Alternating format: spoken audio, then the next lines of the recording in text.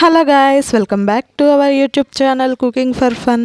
ఈరోజు మనం మక్రోని ఎలా చేసుకోవాలో చూద్దామండి. ముందుగా వాటర్ పెట్టుకొని వాటర్ బాగా హీట్ అయిన తర్వాత 1 స్పూన్ ఆయిల్ వేయండి. దాంట్లో నేను 1 కప్ మక్రోని తీసుకున్నానండి.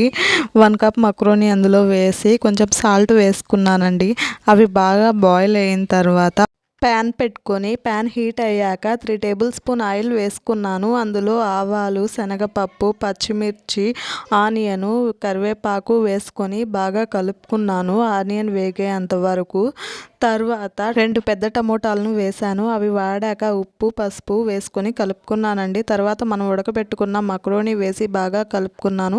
అంతేనండి, వేడివేడి మక్రోని రెడీ అయింది. దీనిని బ్రేక్ఫాస్ట్గా కానీ స్నాక్గా కానీ తినొచ్చండి. ఒకసారి ట్రై చేసి చెప్పండి ఎలా వచ్చిందో.